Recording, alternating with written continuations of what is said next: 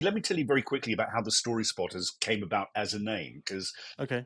yeah, I mean, it's for about 20 years we were called McKechnie Pullan Limited. McKechnie is my wife, and I'm obviously David Pullan. But what does Yeah. that do? What does a McKechnie Pullan do? Nobody has a clue what Sounds one of sounds them like a does. sounds like a big time consulting McKinsey or Bain Does it? company. You're very kind. I think it sounds like an estate agent, but but or or an estate agent. one of the two. One of the two. Yes, it's.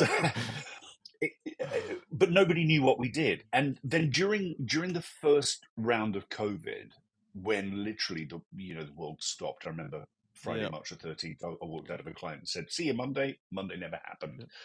Yeah. and I was stuck here online, not really knowing how it was going to work at first.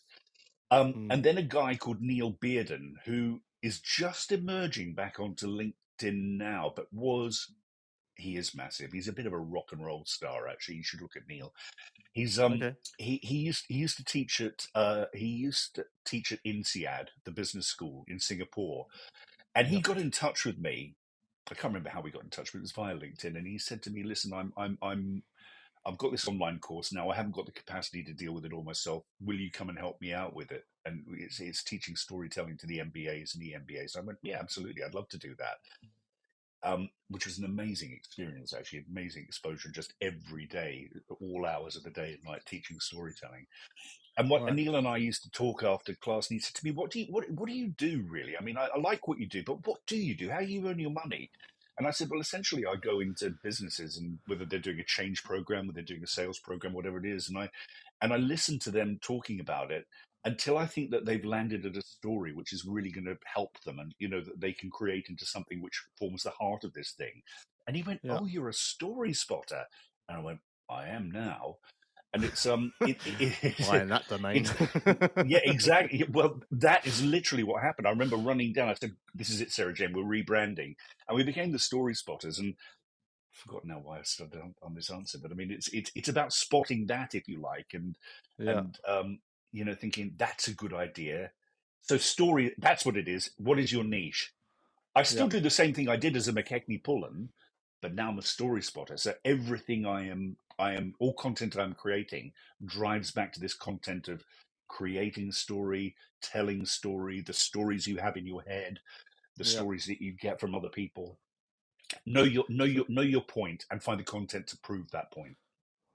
Well, exactly. And you mentioned him a little bit earlier, and before we spoke, Yuri, who introduced us, and he said to me Yes. last week that on the podcast, he said I asked him a similar question about where he gets his ideas from, and he said obviously he's narrowed down his niche. He knows exactly what he wants to talk about, and he said Yeah. whenever anyone asks me a question that is semi-related, or anytime I see a question, he goes, "I write down." And he said then I will construct some content around that, whether it's a Yeah. video or Yeah. whatever. So, He is but I feel like amazing. I mean, yeah. Yeah, sorry, go on. Karen, I interrupted you. No, I was just going No, to I have say, I feel nothing more like to say other than he's amazing. I do feel like spotting the story is almost half the battle. It is. It's spotting it. Well, I think it's spotting the point first. What is the point you're trying to make? What is the relevance of what it Okay. is? I mean, without relevance, you are not going to grab anyone's attention.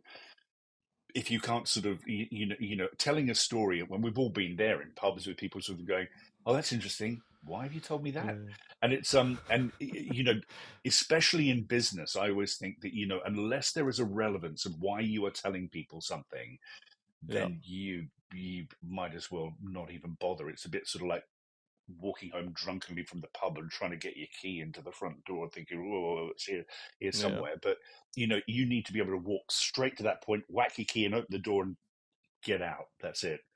So know your point first, and then construct the story that leads to that point.